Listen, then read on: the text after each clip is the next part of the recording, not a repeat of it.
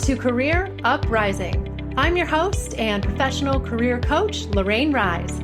Join me as I guide you through an amazing journey of self-discovery and empowerment. If you are looking for work, changing careers, or stuck in a toxic job, then this is the show for you.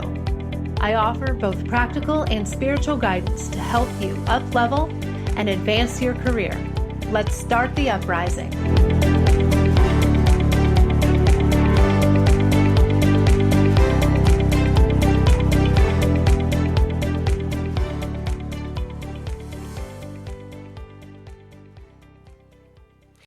Hey everybody, you are listening to episode 31, The Late Career Job Search with Bill Maher. Welcome everyone to the show. I'm Lorraine Rise, as you might already know, your host, and I have a great show for you today. A little bit different than I have done the last couple of months. Today is not going to be just about me and hearing me kind of teach a lesson on the job search and changing careers. Today, I actually have a special guest, my friend and very recent client, Bill. He became a client of mine just recently, actually. I think it was about September of this year.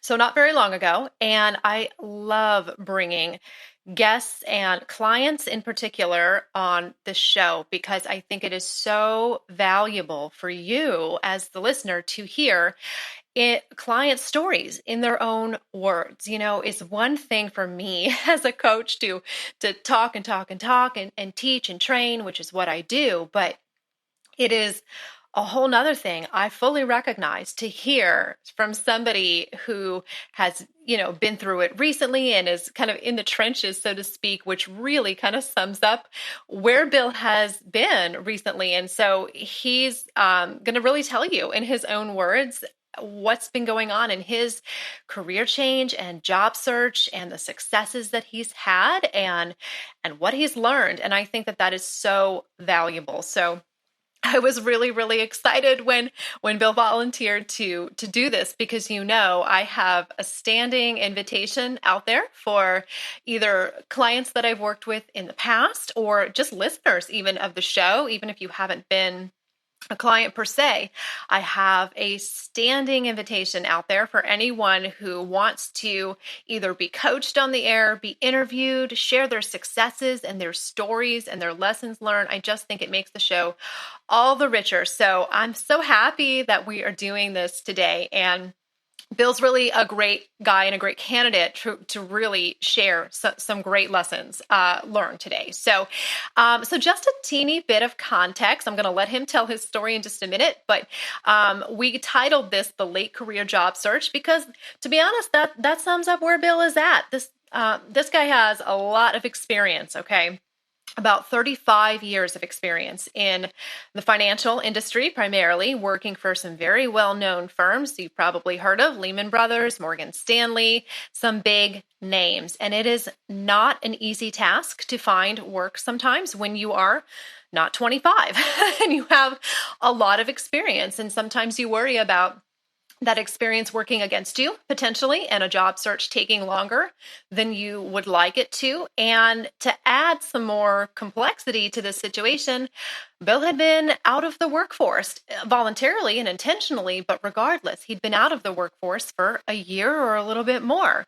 So that just adds one more challenge really into the job search, which is already a difficult process for a lot of people. So he has a great story to tell. And I would say, so to anybody who is, in that mid to late career job search stage, to anybody who has a gap on their resume, has, for whatever reason, has been out of the workforce and wants to stay competitive and confident and relevant in the job market, this is the show for you. You're going to want to hear what Bill has to say about his experience and what he learned through the coaching process. So without any further ado, I'm going to bring on my friend and client, Bill. Are you there? Yes, Lorraine. Awesome. Well, welcome to the show. Thank you so much for initiating this and wanting to come on to the show today. I'm really excited. Thank you. I've been on quite a journey here. You have, and I would know. I've been working with you for the last couple of months here, so I'm really excited to kind of turn the tables and let you take the lead here and share that journey a little bit. So, Sure. why don't we start out with having you just tell listeners a little bit more about what your situation was at the time that I met you, what your job situation was, what you were trying to accomplish, and what was it that prompted you to want to reach out for some help at that time? Sure. So, as Lorraine mentioned, I was working on Wall Street for very large, financial institutions, servicing the hedge fund industry, working in a product area called prime brokerage over a 20-year period, and I had a very successful career, mostly in client service management, managing senior level relationships of very important clients for Morgan Stanley, for Credit Suisse, for Lehman Brothers. And in 2015, I was at Credit Suisse, and Credit Suisse brought in a new CEO, and that CEO had a mandate to cut costs, and that's when the cutbacks started happening at senior levels. So directors, managing directors, we went through a big layoff. I was impacted in that, and that summer I had an opportunity to go to a smaller firms. I kind of took a bit of an experiment, and in 2015 I went to work for a much smaller firm. And I would say, it was a good experiment. It was worth trying out, but it wasn't the job wasn't a great fit for me. So I decided to leave and take off some time, as Lorraine mentioned, from the industry. So earlier this summer, I was coming back in to start my job search, realizing that I had a number of challenges. One being my age, 57, also having been out for a while, and really for the first time. Throughout my 20-year career in prime brokerage, I'd always gotten jobs through great people that I worked for and with. Most of those people had moved on from the industry, they had retired. So all my hiring managers and mentors were gone.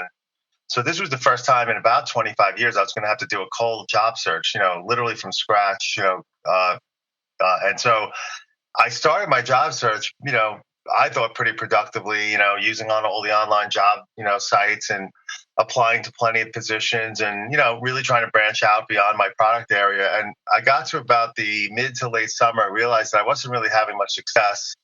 And that's when I decided to I'd been following Lorraine on LinkedIn. That's when I decided to reach out to her for some help. Mm-hmm. Mm-hmm.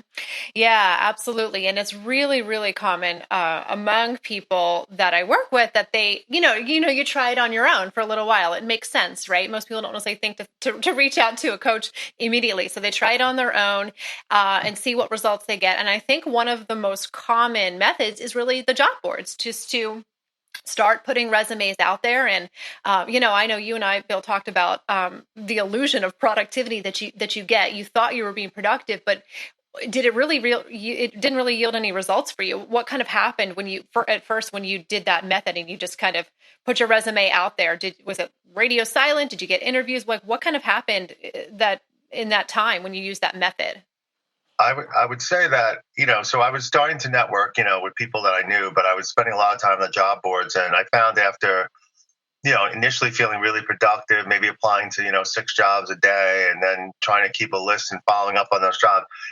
The issue I found is that, of course, there's no one listed at the company who you can follow up with. And typically, I would say maybe out of 100 jobs I applied to, I may have gotten emails back on maybe 10 of them. And typically the email Mm-hmm. was, we have your application, we're reviewing it.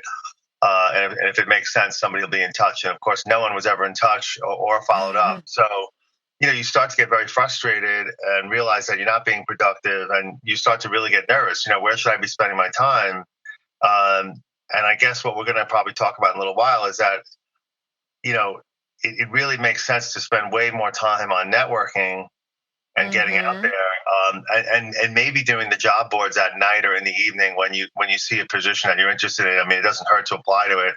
You might get an interview, Mm-hmm. but I would advise the listeners that it's really an illusion. You're not going to get much success if you're just applying to jobs on the job boards. Mm-hmm, mm-hmm. So let's talk about that and how we kind of revamped your strategy, because kind of going cold is one thing that you mentioned, and that really does kind of scare people. The idea of how do I don't have any warm leads, I don't have a jump start, so how do I even begin? And the idea of I think reaching out to people that they don't necessarily know is really prohibitive for a lot of people. They're not comfortable with that. So tell me a little bit more about how you, did you feel that at all? Did you feel any hesitation towards that method? Let's talk about what you changed in your job search. What did you change and what results did you see in terms after making that change? Sure. So one of the things that Lorraine shared with me was her process of, basically looking at your job search and saying, if you're going to apply to a position, if you're just going to simply click and apply to a position, you really haven't done what you need to do. You need to research the company first that you're interested in, Mm-hmm. and then you need to connect with somebody at that company, while you're applying, and it could be at the same time. In my case, after I spoke with Lorraine, we had one session on kind of cold networking, how to do it, and how to use LinkedIn effectively. I decided to test Lorraine's process on a company. So I had found a position that I thought I was perfect for. So it was basically, just to describe the position, it was an executive relationship manager position with a software firm that had built a really great platform for the wealth management industry. And if you read the job description, it sort of fit me to a T. The years of experience, dealing with senior level clients, client service. And so I wanted this job. I mean, I read the description. I said, it has me all over it. So what do I need to do? So after speaking with Lorraine, I decided to, use LinkedIn. And what I ended up doing was Lorraine showed me how to, follow that company on LinkedIn. And I went through all 350 LinkedIn contacts that work at that company. So this company is it's not a huge company, it's a startup, but they've been in business several years. And so there was about 350 people on LinkedIn. And the mission was to find somebody who might be the hiring manager for this position. So it could be senior manager, client service, maybe it's business development. And I did find a woman who I thought was probably the hiring manager. And I tried to reach out to her with an email. Lorraine had shared with me, some text and some verbiage that you can use for these messages to reach out. And of course, I didn't hear back from that woman, but I found a woman on her page. So on LinkedIn, when you look at that person, off to the side, you see who they're connected with. And I saw a woman in the sales team at this company in New York City, where I live, and she looked very friendly. Her profile looked great. I looked at her profile and I decided to reach out to her. And she actually responded to me and said, Bill, we are growing rapidly. There's a position in my team. There's a position that you had applied to. And she said she was willing to speak to me. So she told me to call her the next day at 11:15, which I did. She could not have been nicer. She was great. She told me all about the company. And I got the feeling she was kind of interviewing me. And so we had about a half-hour conversation. And then she said, Bill, let me tell you what I'm going to do. I'm going to send your resume to the recruiter. I know exactly who is hiring for this job. So I will send this internally if you send me your resume. And I said, well, gee, thanks a lot. I really appreciate it. Her name was Alana. And so Alana did that. She sent my resume to the recruiter. I immediately heard from the recruiter. And the recruiter assured me that my resume would be on the hiring manager's desk. So at least I felt that my application, instead of going to a black hole, was being seen. The hiring manager was going to see my resume, and that's all you can ask for. And then I kind of waited after that, and I followed up a couple of times with the recruiter, and she said, Bill, our hiring process is going to be slow for this position. Why don't you wait maybe 2 weeks and reach back out to me? Which I did. Now, the sad part of the story is that I actually was told I was not a fit for that position, but they could see my interest in the company, and they said, Bill, we're going to be hiring a lot of people. So, continue to apply to jobs. If you see a job, apply to it, follow up with us. So just to end the story, I felt that, that model was getting me somewhere. I was getting, so I think the message here is quality over quantity. So instead of applying to 10 jobs, maybe pick the 2 you really feel like you're, fit for, and follow the research, connect, and apply process. Yeah. And so what Bill is referring to is the 3-step method that I teach clients called research, connect, and apply. So researching companies that you are interested in, that you could be a cultural fit for, that are relevant to your industry and your line of work, then identifying somebody to connect with, and then applying typically as the last step. Most people skip those first 2 steps or don't even know about them at all. And they just apply to large quantities, and there's not a lot of meaning or context behind each one. So, and I think that's a great story, Bill. That's perfect. And I think it's, even though you didn't get that particular job, which I think is interesting, that's okay. Because like you said, it shows that you were able to effectively humanize the job search and get in touch with a person and know that your resume was being read, because I can't tell you how often it happens that you applied online to a job board and not all of those resumes even get looked at. And then you get declined and you feel like, well, what's wrong with me? I was qualified. Well, what's wrong is that no one even saw it. You know what so this way you're taking a little bit of control over that, right? And now you are ensuring that somebody is at least giving you a fair shake and looking at your application. So it sounds like that really made all the difference for you. So what kind of result did you, so it sounds like you focused in on a few couple of companies. Did you find this method to be a little bit more work up front? Because I find that it is, but in the end, it's like you said, it's quality over quantity. So did it seem overwhelming to you at all, or intimidating? Do you have any reservations? Because that's normal. This is a new process for I a would, lot of people. Go ahead. yeah, I would say that the process and just job searching in general, it takes a lot of energy. It's very mentally exhausting. Mm-hmm. So, you know, I think creating a structure around your day, like I find that what I was starting to do is, I'm a very positive person by nature, but getting up in the morning, going to the gym, getting pumped up, and then coming back to where you're doing your job search from, and just being really positive and just trying to connect with as many people as you can. I mean, I think that's the way to do it. And I think in applying this method, it's gonna be harder to drill into each company. But I think if you took 10 companies and 10 jobs and you follow this model, it's that could be a week's worth of work. But if you do that, you know it's like a numbers game. Maybe you get interviews with 2 companies, right? And then that's all you're asking for, right?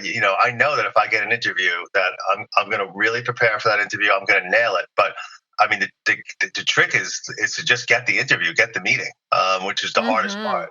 So yeah, Mm-hmm. it is really, and there's days when you just don't feel up to it. You don't feel, you're not feeling the mojo. And Yeah. I think on those days when you don't feel like talking to people, those are the days when you research. Those are the days when you figure out, okay, what companies am I going to contact tomorrow? And when you feel better the next day and more positive, you do something for Mm-hmm. yourself. Maybe you go to the gym or you go to a yoga class or something, and then the next day you sort of attack it again, and then you work the phones. I love that. It's really emphasizing balance and self-care in this process, because you can go full force and go too hard and exhaust yourself. And that's when you start to get that really negative frame of mind that a lot of long-term job seekers get into, where they get a little jaded of the process because they're not, they're just putting so much into it. So I like that you really emphasized having some balance in there, setting aside time for it, but then walking away and doing something else, getting some exercise or something when you need to, so you can come back refreshed. I love that. I love that. So, Bill, what did you learn about yourself during the process of this job search? What have you noticed? Anything that you learned about yourself? Yes, a lot of things. It really is. It really is a journey. I've learned that no one can do it for you. I mean, I'm lucky. I have a very supportive wife and family, and so people can motivate you and help keep you positive. But at the end of the day, no one's going to do this for you. You have to do it for yourself. And Mm-hmm. I think what's the bright side of it is that although it's mentally exhausting, when you really do start to make some great connections, and I think you know Lorraine had shared with me, Bill, like, don't just connect with people behind the computer, right? Like, you got to get meetings, you got to go to have coffees with people, you got to have lunches with people. So, in my Mm-hmm. case, get on the train, go down into the city, and just be out there, be in the marketplace. And when you do that, you really start to learn about new companies, new products, new technologies, all the stuff that's changing out there. And you start to get really energized. So you start to say, okay, maybe that product area that I just heard about from the coffee with somebody, I met somebody from 2 jobs ago. Maybe I should look at that company and apply to that company. They seem to be growing. They seem to be hiring, right? So you can learn, things from other people and then start to apply that in your job search. And I think another takeaway that I had was, you know, when I'm at work, I always sort of doubted myself in my career that I was not an aggressive salesperson. I'm more the farmer than the hunter. But Mm-hmm. now that I've been conducting this job search, like, I'm scrapping that. If I get my next opportunity and if somebody hires me, I think selling yourself is the hardest product to sell. I could sell any product now. I will get out there. If somebody wants me to cold call 50 accounts, I can do it. Mm-hmm. So Mm-hmm. I think Yes. just not selling yourself short, and just keep reminding yourself what you're good at, and and you know what you can do. You've done it before. You know you're going to do it again. And I kept waking Mm-hmm. up every day, and I keep telling myself, there's a team and a product out there that needs me. I just have to find it. Oh, I love that. I love that. A lot of what you are saying, Bill, comes back honestly to mindset. It really does. It comes back to having positive mindset and positive expectations and embracing the process as much as you can. You don't have to love it, but you have to embrace it and accept it that this is your full-time job now. And you really, I can hear so many hints of that you approached this with a positive, healthy mindset. And I can't help but feel that also has a direct connection to your results. What do you think? Do you feel like that made a difference for you? I think it makes all the difference. And I think when you meet with people in person, right, if someone's going to take time out of their day to have coffee with you or meet you for lunch, if you go into that positive and you show your energy, and that, you're sort of showing them that you can't wait to get back to work. Like, you really want to, you really want to do this. Mm-hmm. If they're going to be willing to open their network to you and introduce you to other people, that's like going out on a limb. So they're going to want to know that if they connect you with a really solid connection of theirs, that they're going to feel proud to connect you with that person, right? So you have to make them feel that way. If you go into a conversation negative and they kind of feel like you're low energy, they're going to be like, I'm not introducing this guy to anybody, Right. So Right. Yes. I really could not important. agree more. Well, so what advice, you're a good person to say this too. What advice would you have for other late career job seekers who maybe are in a similar situation to you? They're getting ready to launch a job search and they're 50 plus years old and they're feeling nervous or feeling not confident. What would you say to them? I would say that, definitely the networking is going to be the key. So I'm in a situation right now where the two most promising situations I have that could lead to a job were both through people I worked with before. So I went back through my Mm-hmm. entire network. So I have about 1,700 LinkedIn connections. And I went through, it took me about 2 days. I went through all 1,700, and I basically wrote a list out of about 100 people that I thought would be really great to reconnect with. And two of those people I'd worked with. So I would encourage people, think of people that you worked with in prior jobs on projects where they saw your work, they saw how positive you were, how much you contributed. And it may be even 5 or 6 years ago, but those people will remember you, and they will remember you in a positive way. So you'll have a higher Mm-hmm. chance when you reach out to those people. It's likely that they're going to come back to you and remember you and say, oh yeah, wow, I haven't talked to you in a while. And just, ask them for coffee, ask them to meet them after work, maybe for a beer or coffee, whatever they prefer. And Mm-hmm. the key is to get them, if there's no job at their company, is how do you get them to be an advocate for you, to open up their network to you? That's one thing. But in the two cases I'm working on right now, I've got those people to advocate for me internally at two banks.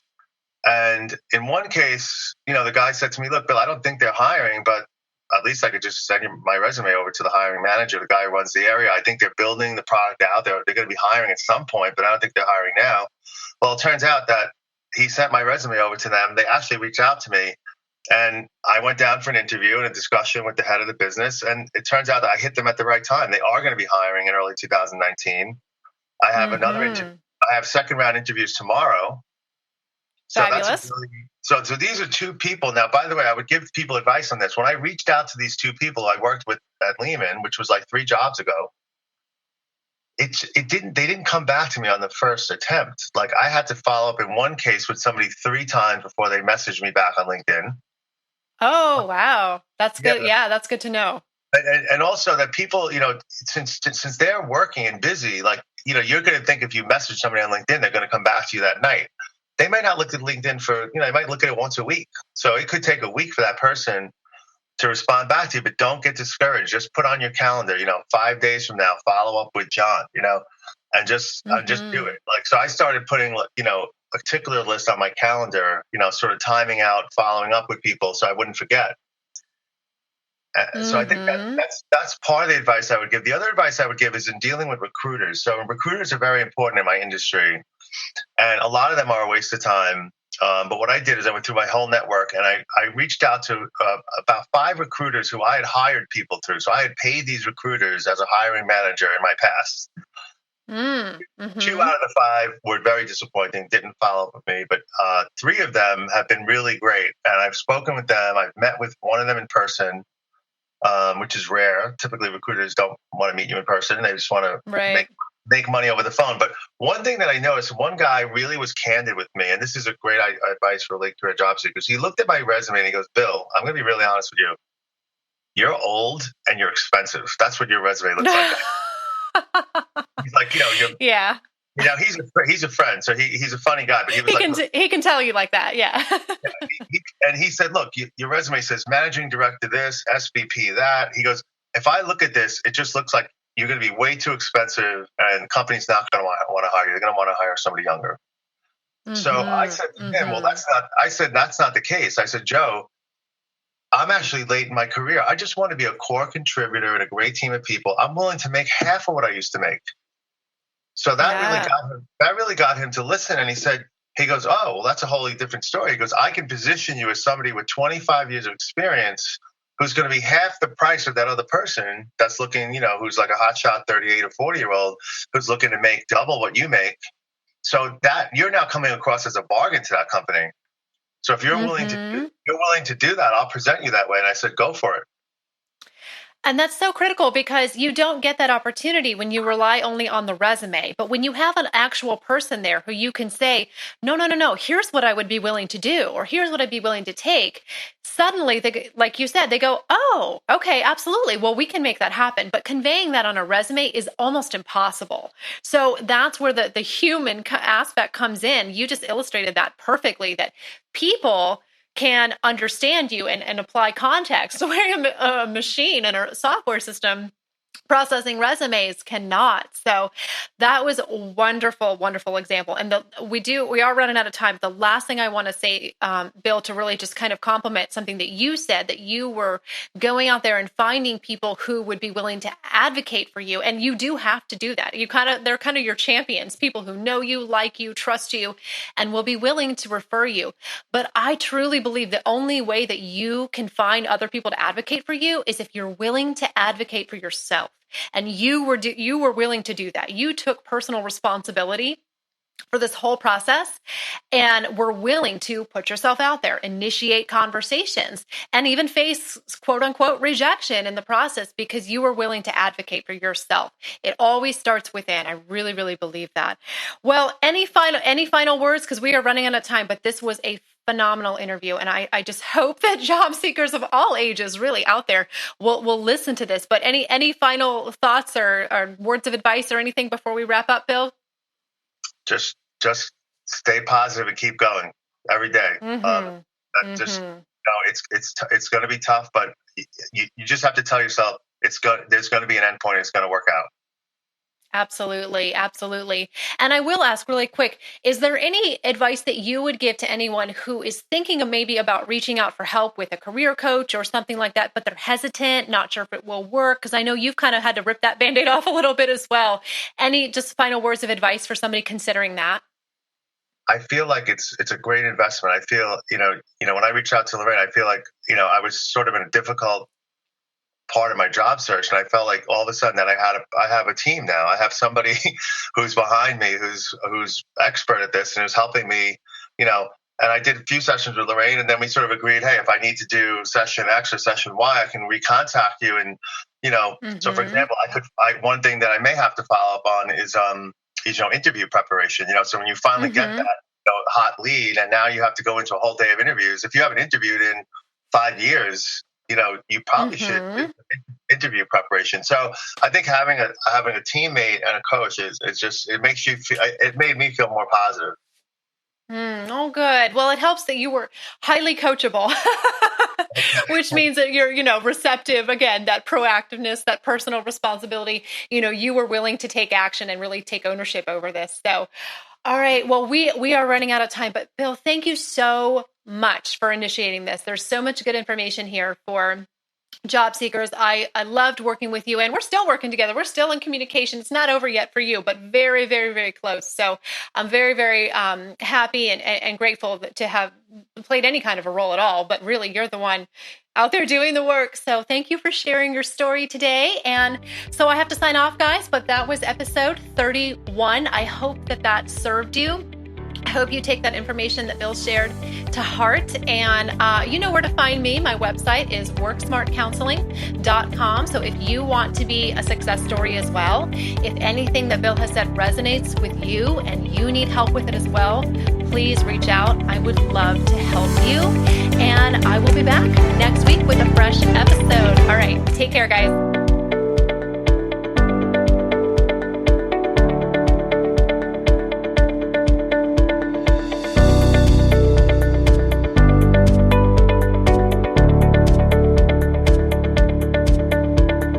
That's it for today's show. Thank you so much for listening.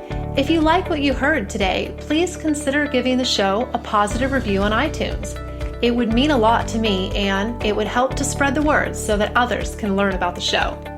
Thanks again for tuning in, and I can't wait to connect with you again next time on Career Uprising. This show is brought to you by InflowRadio.com, the best curated talk radio network for personal development, wellness, spirituality, and conscious business.